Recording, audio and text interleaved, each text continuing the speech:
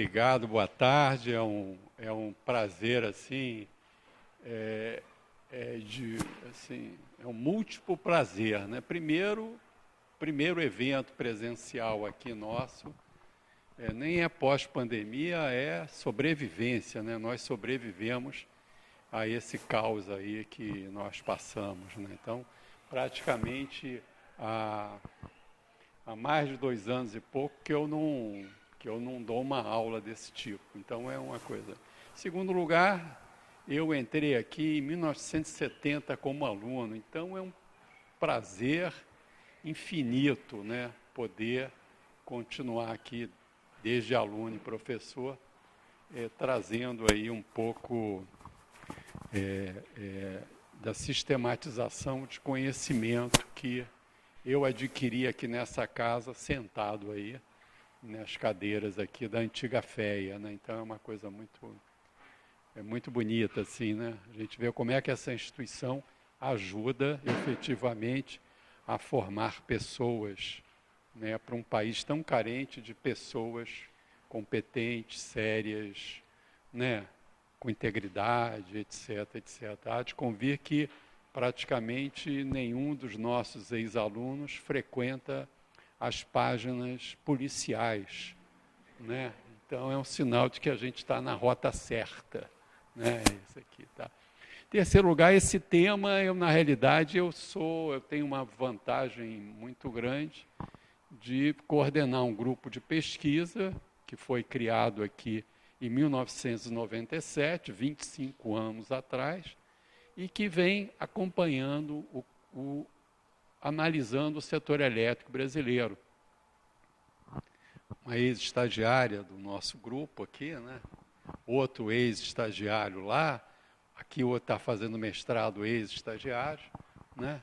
O que é uma grata satisfação e expressar a vocês que o que eu vou apresentar aqui não é de um pesquisador que fica estudando e trabalhando sozinho, mas eu tenho a grande, assim, nem sei como qualificar isso, de coordenar um grupo de muitas pessoas, desde lá de aluno de graduação até pessoas que estão fazendo doutorado, que já fizeram doutorado.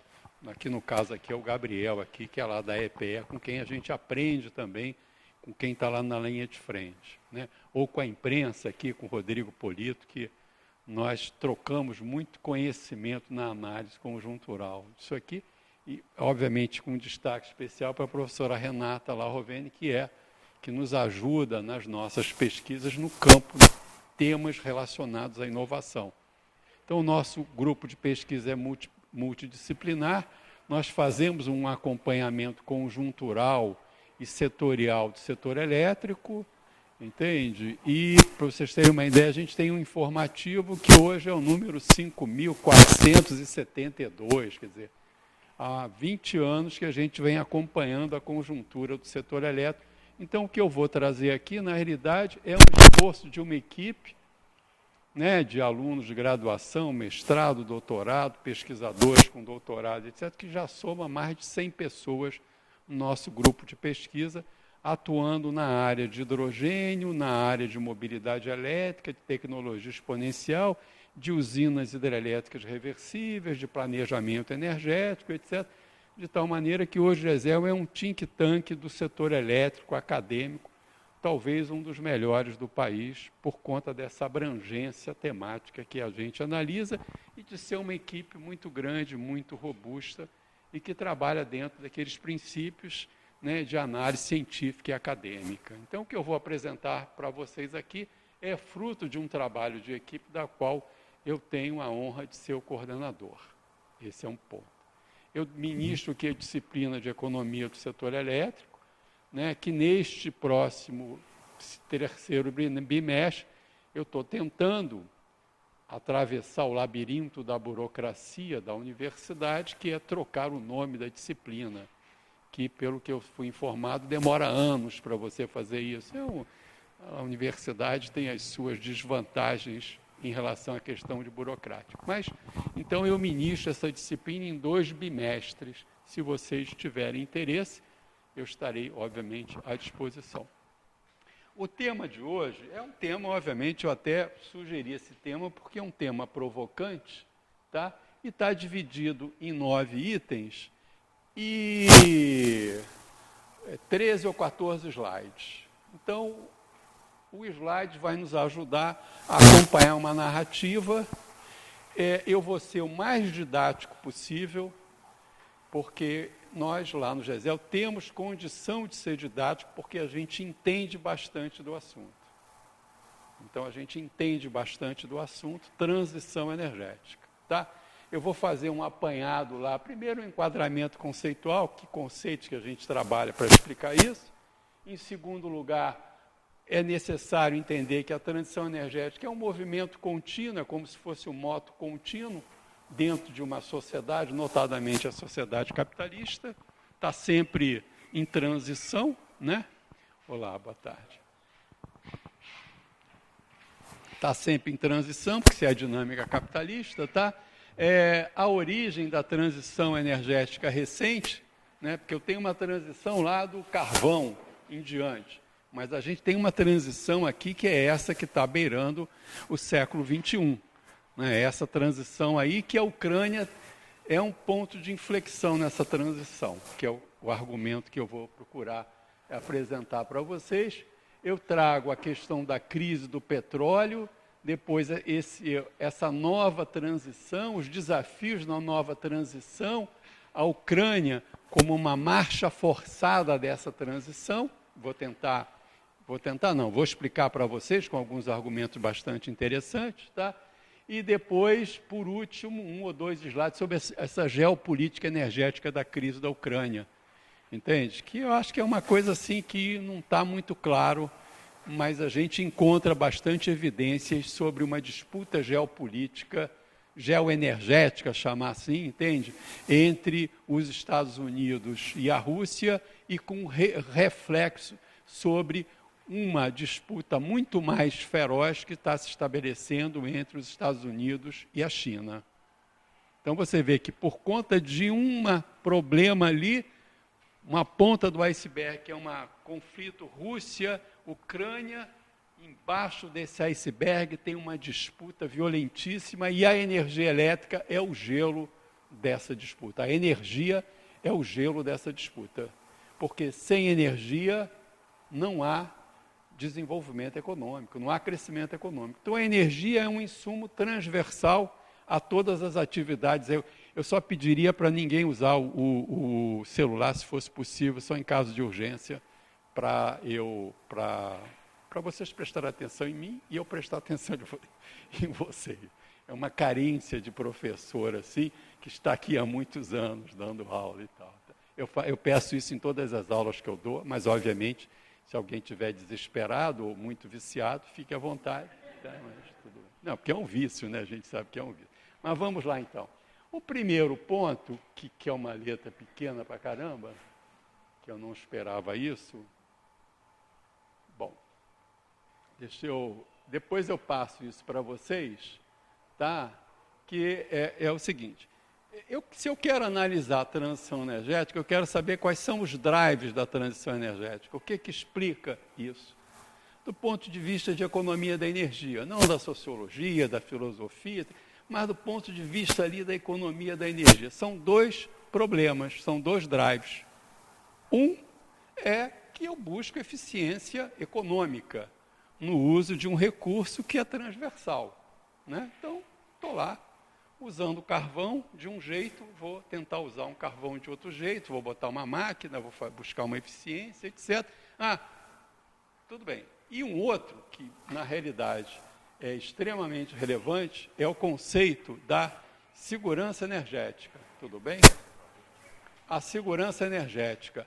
A prioridade de uma política energética, do planejamento energético, a prioridade é o seguinte: tem que ter energia. Essa aqui é a prioridade. Tem que ter energia. Tá? Porque a energia, com ela, eu vou buscar a eficiência econômica. Tá? Então, segurança energética é um ponto-chave, ok? Que está ali naquele primeiro, que são os 2 vetores que propulsionam o moto contínuo, né? Que é da transição energética.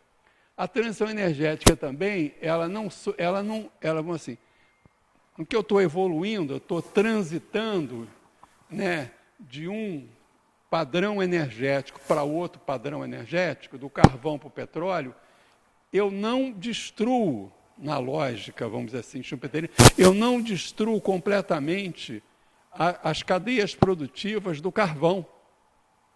Entende? Por quê? Porque como a energia ela é um bem, um insumo capilar dentro da sociedade, dentro da atividade econômica, né, o que vai acontecer é que a dinâmica vai na eficiência econômica buscar mais eficiência energética, buscando outros recursos, mas os outros tendem a ficar na medida em que na economia eu tenho setores, dentro de um setor, empresas modernas, empresas atrasadas tecnologicamente. Então, não destrói completamente, ok? Que é o primeiro ponto ali.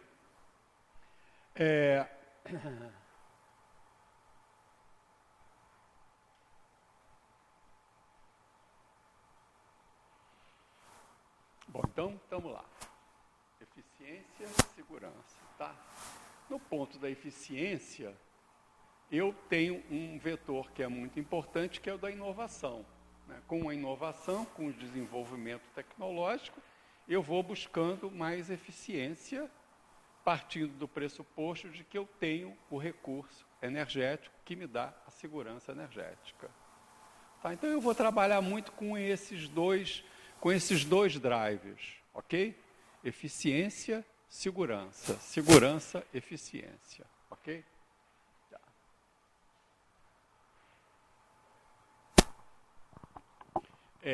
Um outro aspecto importante é se a prioridade da política e do planejamento energético é a segurança energética, né, um país, no seu processo de desenvolvimento, ele vai olhar dentro do seu espaço geográfico, por conta da segurança energética, que recursos energéticos ele tem. Né? O que eu tenho? Petróleo? Petróleo. Tenho carvão? Carvão.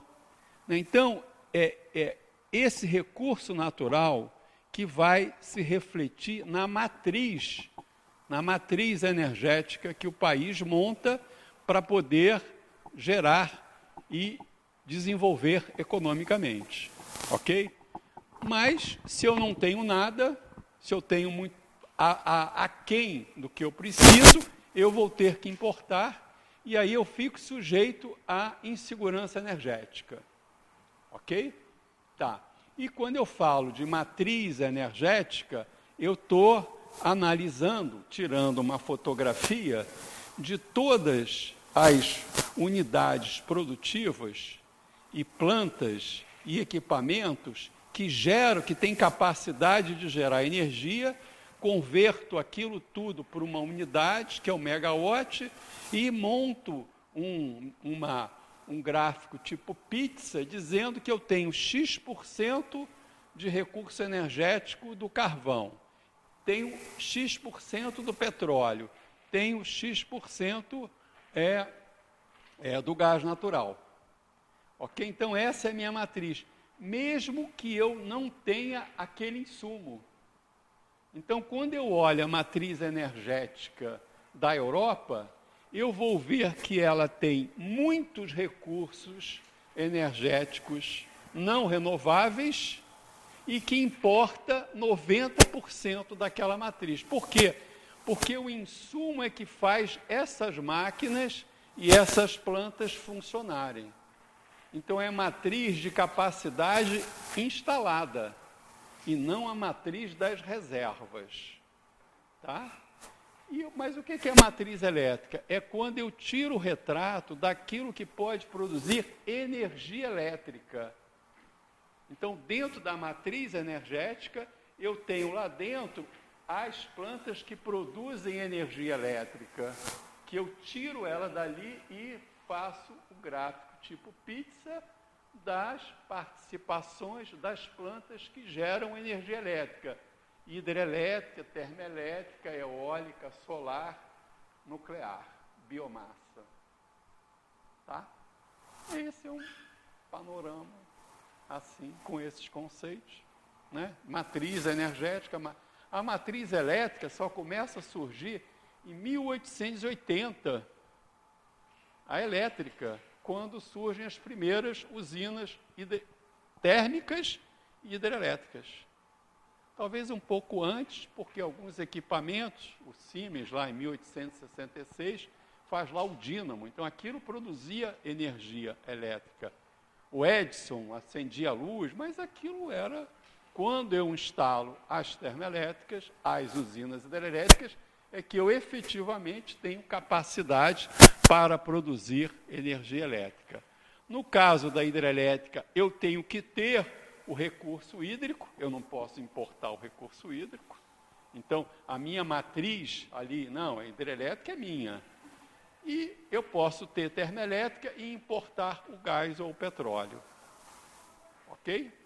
Beleza, simples. Está aqui. Aí, a evolução da matriz é muito simples, né? A gente, o capitalismo comercial, comércio industrial, o carvão era usado, né, bastante lá na Inglaterra para o aquecimento domiciliar, né, nas lareiras inglesas e tal. Aí o James Watt descobre a máquina a vapor e aquilo dá uma dimensão produtiva de energia baseada no carvão.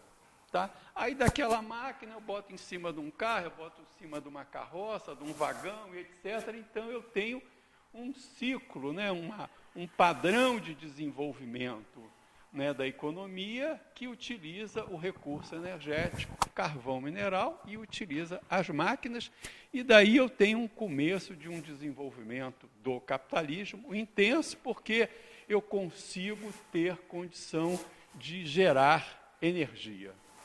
Tá? Então, carvão, eu não preciso nem me estender muito, né, nessa questão. Boa tarde. Tudo bem? Não, você tem que falar ali com o professor, atrás é com ele aqui. Ó. Tá?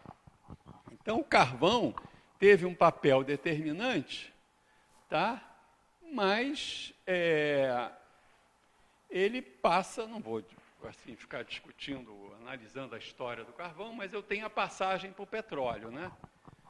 E tem um marco nessa passagem. Se eu tenho um marco do carvão, que é a máquina a vapor, eu tenho um marco na passagem do carvão para o petróleo já no século XX, que é o Mr. Winston Churchill, quando ele era chefe do almirantado, da Armada britânica, né? Ele toma a decisão de trocar o combustível da Armada, que antes era carvão, passar a petróleo. Né? Por quê? Porque dava mais velocidade para a Armada, dava mais agilidade, a relação peso-benefício era muito mais favorável para os encouraçados, para os cruzadores, etc., né? Mesmo a Inglaterra não tendo petróleo.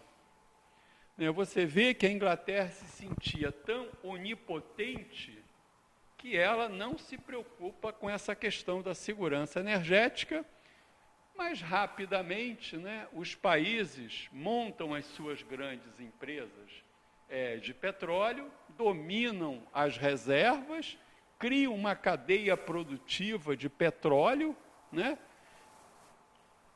de tal maneira que, com um grau de competitividade tão elevado, que durante décadas o preço do petróleo ficou na faixa abaixo de $10 o barril.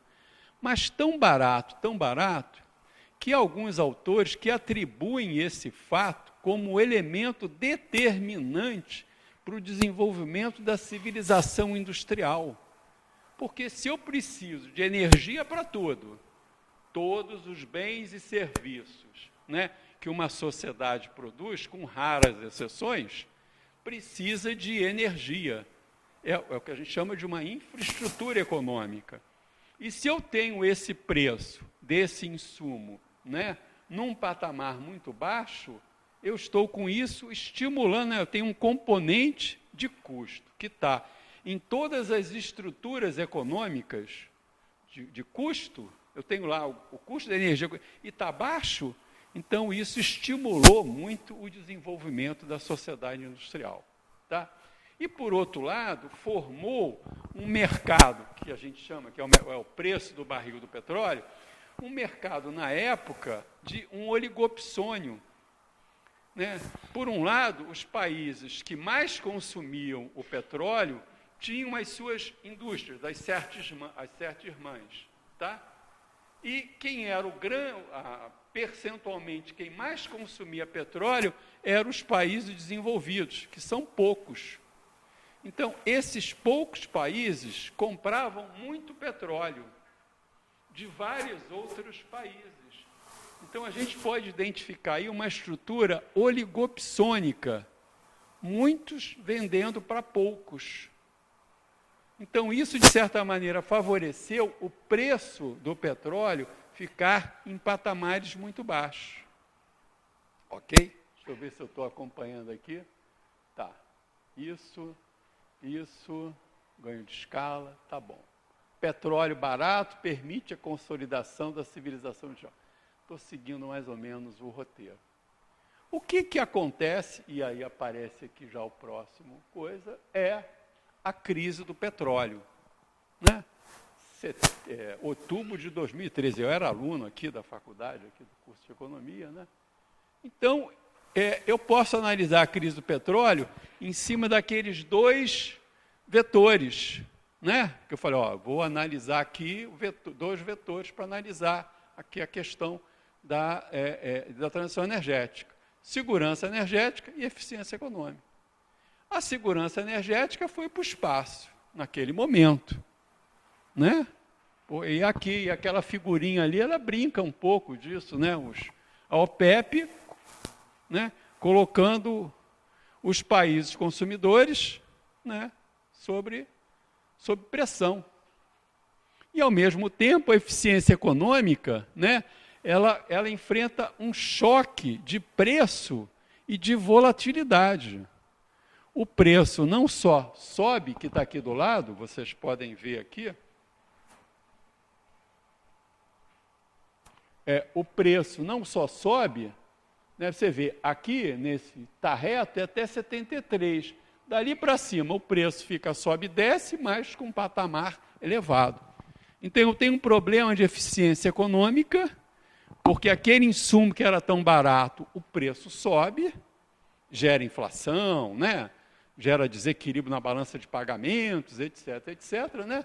E, por outro lado, eu fico sujeito a um oligopólio, não mais a um oligopsônio, eu fico sujeito a um oligopólio, que, como controla boa parte da produção, qualquer oscilação era a favor desse oligopólio. Tá? Elementar, eu estou querendo ser bastante didático para a gente poder acompanhar essa narrativa aqui. Tá? Aí qual é a solução? Né? Mudança na estrutura de mercado, né? Que é o oligopólio. Qual é a estratégia que o Brasil teve, que outros países tiveram, a partir daquela crise do petróleo? Bens substitutos. Tenho que sair do petróleo, cara, porque ele está caro, independente, acontece alguma coisa, tem mais uma guerra. Curiosamente, a instabilidade política, militar, ocorre aonde tem as grandes reservas, né? Não é no Paraguai, é onde tem as grandes reservas, ou seja, a disputa pela reserva daquele insumo que é estratégico para o desenvolvimento de qualquer país, notadamente dos países mais desenvolvidos, especialmente dos Estados Unidos. Tá? Então, estabilidade ali. Então, eu vou buscar bens substitutos. Quais que eu anoto ali? O gás natural. Até então, o gás natural, quando uma empresa de petróleo descobria um poço de petróleo e vinha gás, fala, puxa vida, rapaz, o que eu vou fazer com esse gás? Porque não tinha mercado, não tinha cadeia produtiva. Então agora eu vou buscar aonde tem gás, porque eu quero diminuir o poder desse oligopólio com um bem substituto. A cadeia de gás cresce, e aqui na escola a gente tem um grupo de economia da energia que estuda isso com uma eficiência, um grupo coordenado pelo professor Helder. Nessa questão de gás e petróleo, eu aprendo com eles, e espero que com energia elétrica eles aprendam comigo. É um intercâmbio acadêmico aqui. Estou brincando, a gente se dá muito bem, por sinal. Tá? A energia nuclear.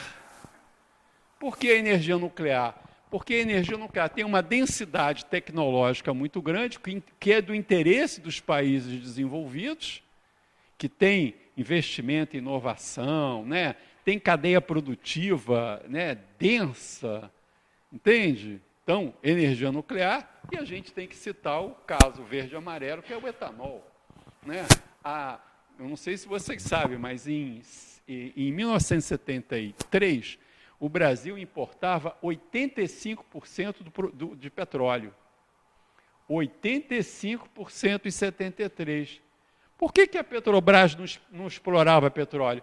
Porque o petróleo estava a $4. Para que eu vou explorar uma coisa que está barata? Mas quando ela fica cara, eu vou aos bens substitutos, e uma estratégia também é essa, é tentar aumentar a produção nacional, né? De quem tem, e buscar outras fontes, outros países que ainda não estavam, né? Que não era economicamente viável você investir para ter acesso a um produto que custava $4 o barril. Olá, tudo bem?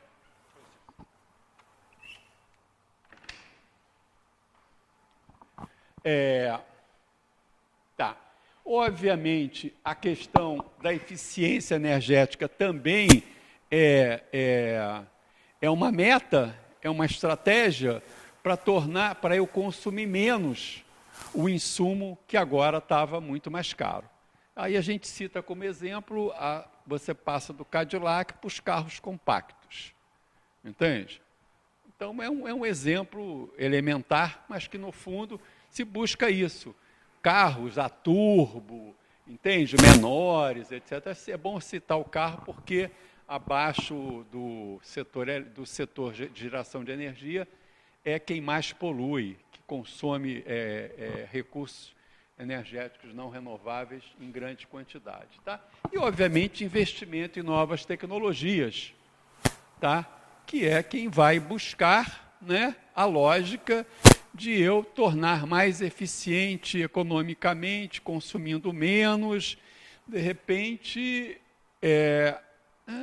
e curiosamente, em 1980 para 90, começam aqueles estudos de que começam a atribuir ao consumo de petróleo o aquecimento global, mesmo com muitos negacionistas, normalmente aqueles que tinham muito petróleo. Né? É um negacionismo a seu favor. Não esquenta, não é nada disso, etc, etc. Né? Porque é um custo que você tem que socializar. E quem polui mais deveria pagar mais.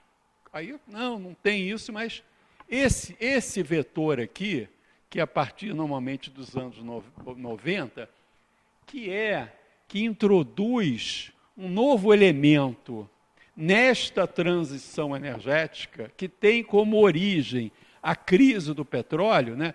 Por que eu faço a transição energética? Segurança energética, em primeiro lugar, e eficiência energética, né? Mas agora eu falo, não, mas eu tenho que ter segurança e eficiência sem poluição, com descarbonização. Esse é o elemento diferenciador desta nova transição, porque ela é incentivada por uma variável não econômica do carvão para o petróleo. É não econômica. Ou nós conseguimos descarbonizar ou nós vamos morrer queimados pelo calor. Esse é um ponto-chave. E, a partir daí, se busca, se favorece o desenvolvimento de inovação, de novas cadeias produtivas de energia renovável, que é eólica e solar. Porque a hidrelétrica já vinha. E por que não mais a hidrelétrica? Porque quem tem recurso energético, recurso hídrico, faz a sua usina. Aí você vai na Europa, tudo que podia ser feito foi feito. Então, para eles, energia renovável é eólica e solar. Olá. Para eles é energia eólica e solar, que é o elemento que vai garantir esta nova transição. E vocês já devem ter discutido, já devem ter ouvido e analisado e verificado que esse processo de transição tem como objetivo central a descarbonização, tá? E ele tem dois instrumentos para viabilizar a descarbonização. A descentralização, que é aonde tem eólica, onde tem solar, o que eu posso fazer para gerar energia ali? É uma descentralização, tá? E a digitalização, que é um processo que é de uma intensidade tão grande, que nos leva à resiliência dos sistemas elétricos, né, das comunicações e tudo. Então, são os 3Ds que eu estou analisando normalmente o D da digitalização, focado na questão da descarbonização. Então, veja bem, a partir dos anos 90, principalmente, eu busco a segurança energética, né, diminuindo os recursos não renováveis, tá? E introduzindo os recursos renováveis. E eu uso isso como uma piada, assim como uma brincadeira, mas é um dado relevante nesse processo da busca da segurança energética. Ouçam só, o sol e o vento são produtos genuinamente nacionais. Matou a charada, né? Matou a charada. Genuinamente nacional. Então, quando a Alemanha, com aquele sol avassalador, que acontece uma semana por ano, que tem o menor consumo per capita de filtro solar da Europa e tal, começa a botar painel fotovoltaico, ele está de olho no BEC russo. Vamos botar porque o BEC russo está ali, nas nossas costas. Quando ele começa a botar as torres eólicas, aonde é possível, e é o país que tem mais megawatt por quilômetro quadrado da Europa, ele quer o quê? Segurança energética. Mas a gente sabe que segurança energética você não consegue assim. É um processo lento e gradual.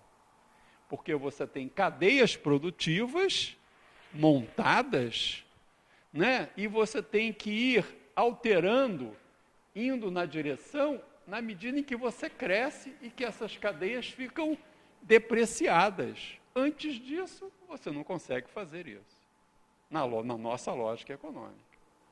Tá? Então, há um incentivo à energia eólica e renovável por conta disso. Não avançou a energia nuclear por conta de Fukushima.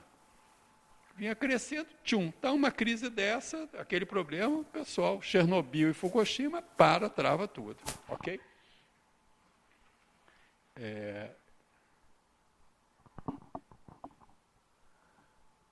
E o que é interessante, agora prestem sua atenção, né? Se eu quero descarbonizar, quer dizer, ou seja, não emitir gases de efeito estufa, não emitir CO2, eu tenho que olhar as cadeias produtivas todas e identificar em cada cadeia produtiva qual é o padrão, qual é a matriz energética de cada cadeia, de cada fábrica, identificar que ali tem uso de carvão e petróleo ou gás, e eu tenho que tirar aquilo. A transição energética em 2050 quer chegar aí. Todas as cadeias produtivas que consomem gás e petróleo, eu tenho que tirar isso. Se eu conseguir colocar energia elétrica, ok, que aí é a eletrificação. A transição energética atual vai levar em 2050 a uma matriz elétrica muito grande, porque aonde eu puder tirar o gás e petróleo e o carvão e botar outra fonte que gera energia elétrica, vai aumentar a eletrificação. Exemplo, Porto de Sines, Portugal, que é um lugar maravilhoso e tal. Lá tinha uma termoelétrica a carvão. O que a transição energética foi? Descomissiona. O que entra num lugar? Uma termoelétrica a gás.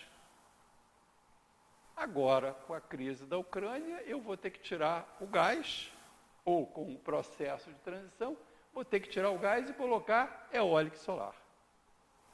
Então, aonde eu puder. Mas tem lugares que eu não consigo fazer isso. Por exemplo, a Vale do Rio Doce, no seu processo de pelotização, ela usa gás. Eu tiro o gás, eu não consigo colocar a energia elétrica, que no Brasil é 85% renovável. Eu tenho que colocar um outro insumo ali, que substitua o gás ou o petróleo.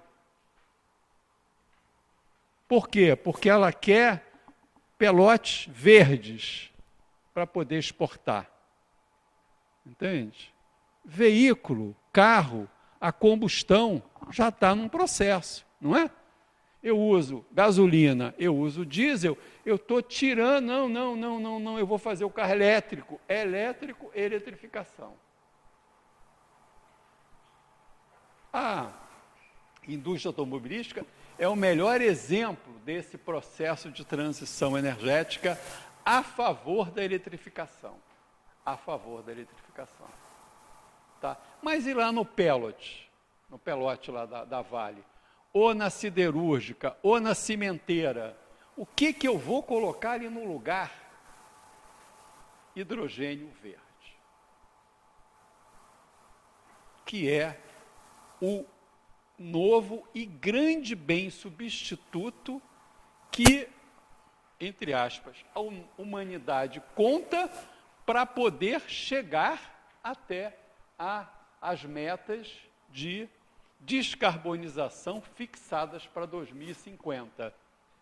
Ok? Hidrogênio verde, que eu vou falar um pouquinho mais ali à frente. Tá? Tá ali. Substitui o gás e o petróleo. Com uma vantagem do hidrogênio. O que é o hidrogênio? Eu vou parênteses. O que é o hidrogênio verde? Porque o resto todo mundo sabe, né? Mas o que é o hidrogênio verde? É um gás ultra leve, tá? Que eu posso produzir ele em processos de eletrólise, que é um equipamento que você joga energia elétrica ali para quebrar a molécula da água e tirar o hidrogênio ultra leve e que eu tenho que fazer alguma coisa, transformar ele em algum outro bem intermediário para eu poder substituir o gás e o petróleo. Tá? O hidrogênio verde, então, diferente do cinza, ele é produzido por fonte renovável, energia elétrica renovável, hidrelétrica, eólica e solar. Que aí eu saio com o hidrogênio verde. Tá? E para vocês terem uma ideia, a indústria, que ainda não existe, de hidrogênio verde, é uma indústria eletrointensiva. Por quê? 70% do custo do hidrogênio verde é de energia elétrica verde. Então, como eu tenho no globo terrestre vários países, entende, que têm recursos energéticos eólico e solar, nesses países eu vou poder montar plantas de eletrólise, gerar o hidrogênio verde e dar soluções de armazenamento e transporte para levar para os países que precisam do hidrogênio verde para substituir o gás e o petróleo. Qual é a vantagem que tem aí quando essa indústria ficar madura? Que enquanto o gás e o petróleo é um oligopólio, o hidrogênio verde não será um oligopólio. Porque os países da África, etc., inclusive o Brasil, poderão produzir hidrogênio verde, porque tem energia eólica e solar. Ok? O Brasil tem uma grande vantagem nesse cenário, entre parênteses, porque nós temos atualmente uns 30 mil megawatts de capacidade instalada de energia eólica e solar, que são os painéis, as torres eólicas, que já estão em funcionamento, e tem num total de 180 mil megawatts de tudo que a gente consegue produzir de energia elétrica, e tem um potencial de 1.300.000 megawatts de energia eólica e solar. Então, o Brasil vai ser um grande produtor de hidrogênio, né? Vai ser um grande produtor. Num primeiro momento, ele vai substituir as cadeias, as matrizes, né, energéticas da Vale, da Braskem, da CSN, porque vai falar, ó, tira o gás e o petróleo e eu te dou hidrogênio verde. Ok? Isso é um parênteses, é um tema bastante interessante e que o GESEL está estudando muito isso. Inclusive, o GESEL participa, coordena um projeto de P&D para a construção da primeira planta de hidrogênio verde no Brasil, lá no Porto de Pecém, lá com o grupo EDP. Ok? Tá. Agora aqui, para vocês terem uma dimensão desse desafio da transição energética, ali à nossa esquerda tem uma matriz energética mundial de 2020. Aquele 14% é o que é de fontes renováveis. Os outros, 86% é não renovável. Olha o desafio da transição energética. E do lado a gente tem aqui o Brasil, quase que meio a meio. O nosso caminho é muito mais curto do que o deles. Tá? Só para ter uma dimensão. E aqui, o que é importante, bom, se lá no ano, fazendo um corte no ano 2000, né, que estava claro que a descarbonização era a prioridade da transição energética, dos programas, das políticas energéticas dos países, como é que evoluiu de 2000 a 2020, tá? Como é que evoluiu a geração, a produção de energia elétrica? Aí estou olhando só a produção de energia elétrica, seria na direção da matriz elétrica. Como é que evoluiu? O mundo, em 2020, tinha 18% da produção de energia elétrica renovável, 82% não renovável, tá? E chega em 2020 a 28%. Tá? A China passa de 17% para 18%. Os Estados Unidos, de 9% para 20%. E a União Europeia, de 16% para 38%. Pergunta, por que a União Europeia teve um desempenho maior do que todos? Por quê? Porque a Europa é o país que tem mais insegurança energética do mundo. Então, se ele tem essa insegurança, o alemão tem que botar painel fotovoltaico por conta do BEC russo. Por que os Estados Unidos não foi tão assim, porque os Estados Unidos têm petróleo, têm gás, têm carvão. Por que a China não avançou tanto? Porque a China tem carvão. Ué, mas como é que é? Não, segurança energética, eu quero usar o que eu tenho. Eu não quero ficar na dependência dos outros. Ok? Então agora a gente vai focar na Europa. Por que a Europa, então, se move tanto? Por que a Europa é a líder do processo de transição energética, que nos fóruns é quem mais bate, não, nós temos que botar metas mais restritivas, né, diminuir a emissão de gases de efeito estufa, etc., porque é quem mais precisa, é quem mais busca a segurança energética. Com um argumento socialmente muito pertinente tal de que nós precisamos diminuir o aquecimento global. Tá? E aqui, aí entra na Ucrânia, né? Aí está ali aqueles 3 pontos importantes. A Europa é o maior importador de gás e petróleo da Rússia. A Europa, só. Tá? Por quê? Porque é mais barato importar o petróleo e o gás russo. Por quê? Gasoduto, oleoduto. Botou, fez, liga e desliga. Liga e desliga. Né? O outro tem navio, tem coisa, encalhou o navio no Suez, pronto, o preço do petróleo sobe. Né? Essas coisas, né? Sensibilidade, né? A instabilidade e tal. Então a Europa fez o Ministério da Economia, não sei se vocês sabem, mas hoje o Ministério da Economia e Energia. Olha a importância crucial dessa variável, que é a variável energia. Né? Então faz mais barato. Quer dizer, ganha uma segurança e a eficiência econômica, mas quando deu um problema, o problema é um problemão. Tá?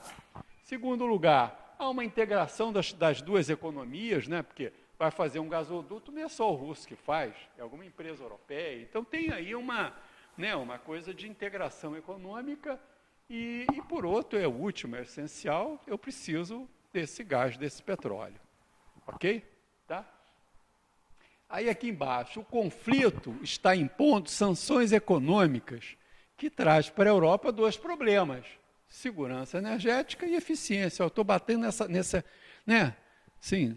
2 variáveis. Né? No que as sanções começam, vocês acompanham isso diariamente no jornal, eu leio o valor ali, acordo muito cedo, leio o valor e tal, está lá.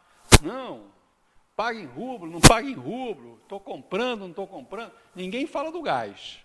A do petróleo, não, nós vamos diminuir a dependência do gás até o final do ano e tal, porque gás tem mais oferta, gás não tem tanta oferta. Entende? Então está com um problema, né? Um problema, mas esse problema não é igual ao que deu origem à transição energética?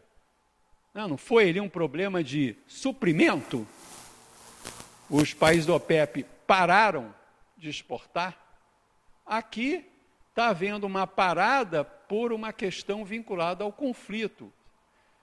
E mesmo que não tenha parada, o preço desses insumos subiu. Eu tive há pouco tempo em Portugal, toda semana subia o preço da gasolina. Toda semana. Depois baixava, subia, ou seja, subiu e ficou instável. Ok? Subiu e ficou instável, tá? E quais as soluções? Aí na nossa avaliação, as soluções são análogas à de 73, bem substitutos. Quais? Eólica e solar, o hidrogênio verde importado, porque a Europa não tem como produzir hidrogênio verde, porque ela não tem energia eólica e solar para o processo de eletrólise. Então ela vai no hidrogênio importado, tá? Num mercado, né, em que ela vai estar na ponta do oligopsônio. Tá? Energia nuclear vai voltar à cena. Não tem como, né? Não tem como. Por quê? Porque eu preciso de energia. E agora eu estou com um problema de uma restrição, né, vinculada a uma crise, né, de uma guerra, um negócio complicado ali, meio até difícil de entender. Eu não vou discutir e ninguém é a favor daquela guerra, um absurdo e tal, mas, né? Então eu estou chamando aqui 2 elementos essenciais da transição energética 2.0, que é essa da Ucrânia. Né? É como se eu tivesse assim um problema análogo à da crise de 73. Tá? Que é mais importante? Já tem a rota, né? A rota da solução energia renovável, já num patamar de desenvolvimento muito maior do que em 73, porque eu já tinha essas metas de descarbonização, descentralização e digitalização já desde o começo do século XXI. Então, a crise da Ucrânia fala, marcha forçada da transição energética. Tem que acelerar isso. Tá? Eu estava lá, fiquei 5 semanas em Portugal, e fazendo reuniões lá, obviamente de noite, o bacalhau e vinho não podia faltar, porque ninguém é de fé e tal. Fazendo reuniões com a Galp, EDP, ERSE, etc., e o que aconteceu? Olha só que coisa interessante. Como o preço do gás e petróleo sobe e fica instável, dá mais competitividade para a energia eólica e solar. É um custo de oportunidade. Então, investimentos agora vão ser feitos maciçamente em eólica e solar, mesmo que tenha um fator de potência baixo, mas que gere a energia, e soluções tecnológicas, que é outro vetor maravilhoso, né? Eu faço usinas híbridas, eu boto eólica, boto solar, quer dizer, conectadas, né? Baterias, eletrolisadores, e busco a resiliência desse sistema. Está ventando muito, não tem demanda, bota na bateria. A bateria está cheia, gera hidrogênio verde. Ou seja, são soluções que a digitalização vai ajudar muito. Isso é um ponto muito importante, inclusive traz benefícios de conhecimento para o país. Tá? Como foi o caso semana passada, a gente fez um webinar com a ANEEL de Portugal, o Ministério de Portugal, a EDP e a Endesa sobre leilão de solar flutuante. Painéis solares em cima das albufeiras, que são os reservatórios. E olha quanto reservatório o Brasil tem. Tá? Então, por que eles fazem isso? A necessidade faz o homem. Ok? Você está entendendo? Tá? Legal? Tá. Acelerar a criação de novas cadeias produtivas, né? Isso também, o que é isso? Na realidade, como eu tenho esse grande desafio que a própria pandemia colocou, que a transição energética colocou e que agora a crise da Ucrânia coloca, é fazer planos de novas cadeias produtivas, por exemplo, como a indústria automobilística, no que você cria novas fábricas, você está fazendo investimento, a economia está crescendo. Algo vai se dar com energia nuclear. Não mais para as grandes plantas de 1.500, 1.200, 1.400 megawatts, mas dos pequenos reatores modulares, de 100, de 200 mega, que tem a grande vantagem de não ter um risco de acidente como Chernobyl. É muito menor. E dá para você produzir em escala, quanto que a energia, uma planta desses grandes tamanhos, você não tem uma linha de montagem para fazer. São bens de capital sob encomenda. Tá? Em suma, a crise da Ucrânia força a marcha da transição dada pelo vetor da segurança do suprimento. Vai acelerar isso. Vai acelerar, ok? Mas aqui tem um outro ponto que é relevante, né? Não sei se vocês têm reparado, mas me parece, eu posso estar enganado, mas os Estados Unidos parece que joga gasolina na fogueira. Eu não sei, parece assim, que sempre vem a declaração de lá, você vai, mas pô, os caras não estão querendo resolver esse problema. Então, aí eu fiquei pensando, mas por que será? Né? Pelo lado da OTAN, eu não sou cientista político, nem militar e tal, mas pelo lado da OTAN, você até entende, né? Porque a OTAN é uma associação militar e que o insumo, né, o bem de capital dessa associação são armas e munições. E quem produz essas armas e munições são os Estados Unidos. Então, eu estou até entendendo que tem uma lógica aí da indústria bélica. Tá? Mas eu não quero entrar nesse ponto. Eu quero saber do ponto de vista da energia tem alguma... Por que tem alguma vantagem? Como é que esses dois países se posicionam em relação a isso? Aí eu primeiro vou analisar aqui os Estados Unidos, e aí, até repetir aquela parte lá de cima, só para enfatizar, mas já em 78, o Donald Trump, criticando aquele gasoduto que estava em construção entre a Rússia e a Alemanha, porque a Alemanha ia ficar totalmente dependente do gás russo. E eu perguntando, mas e o que os Estados Unidos têm a ver com isso? Né? Aí eu falei, pô, espera aí, deixa eu ver aqui este quadro aqui. Rússia e Estados Unidos. Eu acho que vocês não sabiam disso.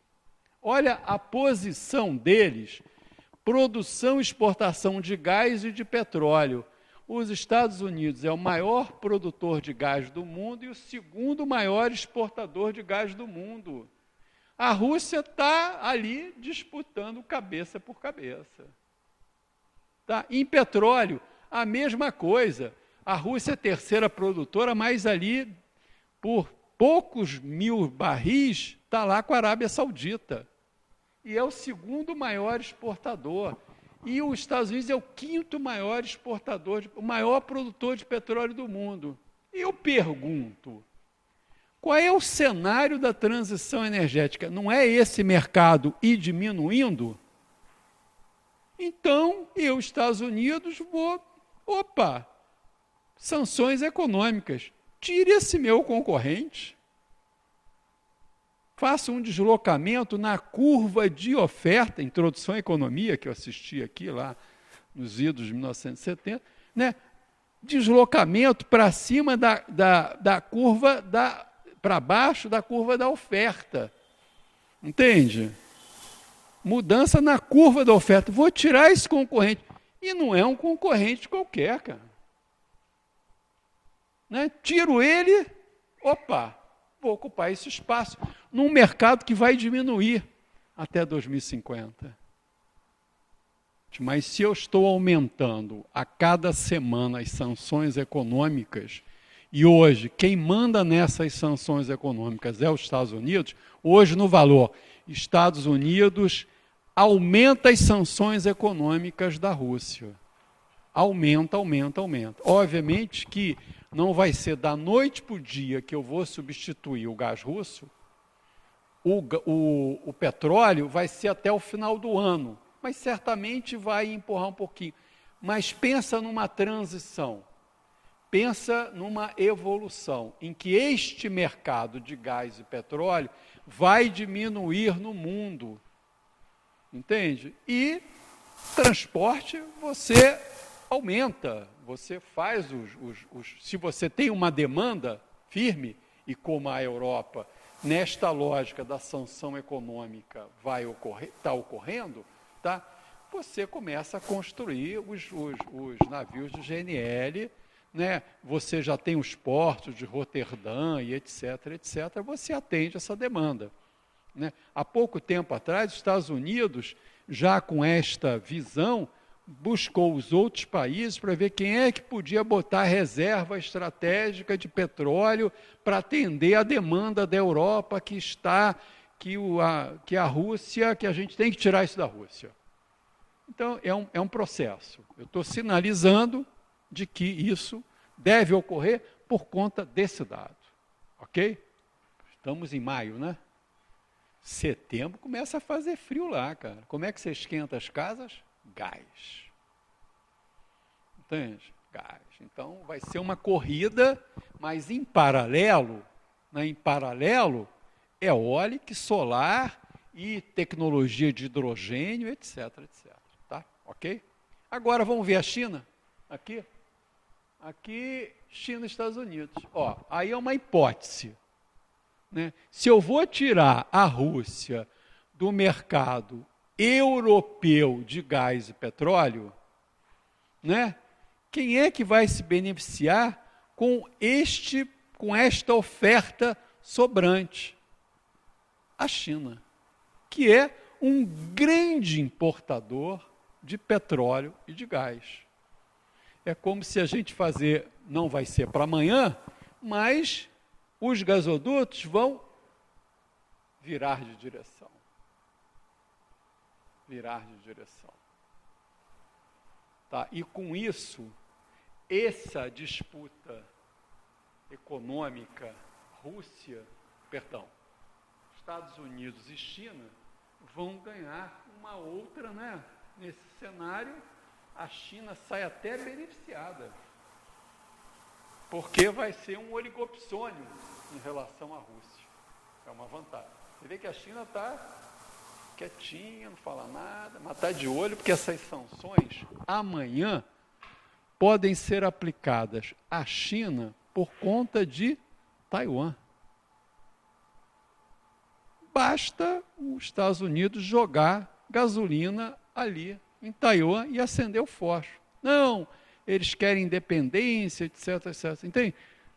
É uma disputa geopolítica assim, de dimensão que, mas no campo da energia, esse aqui é o cenário. Com isso eu agradeço muito, apresentando aqui as conclusões para vocês, foram poucos slides, mas me parece que uma análise linear, que a gente gosta muito de fazer, para todo mundo ter um nível de conhecimento consistente, que essa nossa instituição aqui oferece, particularmente aqui o PEPED. A crise de 73 é o marco desse nosso processo de transição. Tá?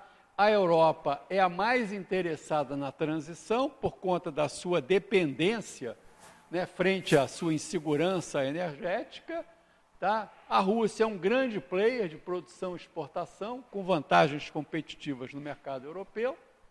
A crise da Ucrânia reedita 73, né, aonde a insegurança energética força a marcha da transição. E até 2050, os Estados Unidos e a China são beneficiados pela crise da Ucrânia como exportador e como importador. Isso é uma hipótese, essa última aqui, mas parece que as coisas podem ir nessa direção. Eu agradeço muito, muito feliz de ter uma turma assim tão atenta. Eu ouvi pelos olhos de vocês aqui, e sim, atento, que é um tema relevante. Espero que vocês comentem com seus amigos e familiares no sábado, lá na Night, falar, demonstrar um conhecimento que é um tema absolutamente interessante. Eu fico à disposição de perguntas, indicando para vocês que eu, no terceiro e quarto bimestre, darei uma disciplina sobre este tema e que nós temos muito interesse, não só de orientar, mas para oferecer bolsas de pesquisa nas nossas pesquisas aqui que nós realizamos nesses campos, que é hidrogênio, mobilidade elétrica, usinas reversíveis,